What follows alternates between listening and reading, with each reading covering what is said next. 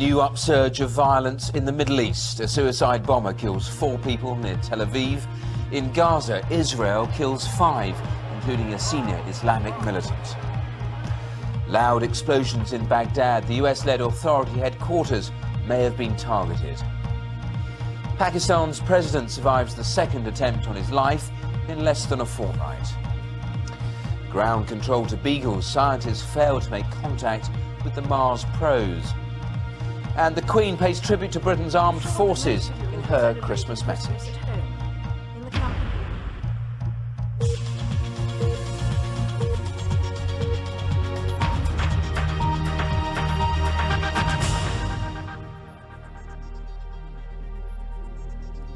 Good evening. In Israel, a suicide bomber has killed 4 people and injured at least 16 others. Now, some stories here in brief. Dozens of people are believed to have been killed when an aircraft heading to Beirut crashed into the sea off the West African state of Benin. The aircraft struck a building on the airport perimeter shortly after takeoff. Most of the dead are believed to have been Lebanese on their way home. About 200 passengers and crew were on board the plane, a Boeing 727. In the last few minutes, it's just been reported that 22 people have survived the crash. A Surrey laboratory has confirmed to the US that a suspect cow from a Washington state farm has contracted mad cow disease.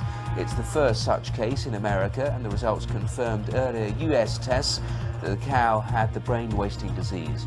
Many countries around the world have already banned the import of US beef following the scare. And more than 40,000 people have been evacuated from their homes close to an explosion at a natural gas field in southwestern China. A well which burst in Chongqing in the southwest of the country killed at least 190 people. Hundreds of other people have been taken to hospital. Most of those who died had inhaled poisonous fumes.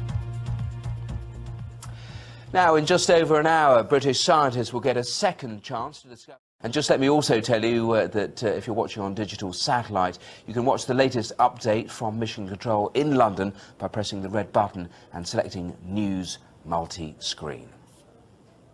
Well, you're watching BBC News 24. The time has just gone 9:15. Our headlines here. A suicide bomber has killed 3 people and injured at least 16 at a bus stop in Tel Aviv. There have been several loud explosions in Baghdad. Warning sirens have been heard at the US-led authority headquarters. And Pakistan's president has gone on television after surviving a second attempt on his life in a fortnight, which also left 14 people dead.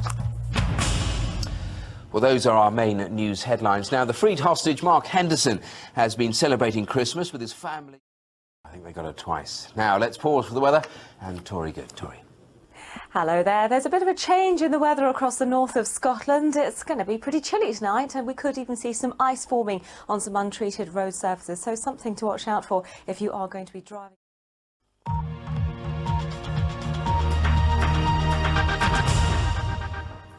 Good evening. You're watching BBC News 24. Let's get a summary of our main stories here. 10 people have died in a new upsurge of violence in the Middle East. In the first incident, Israeli helicopter gunships killed 5 people, including a senior Palestinian militant, with missiles in the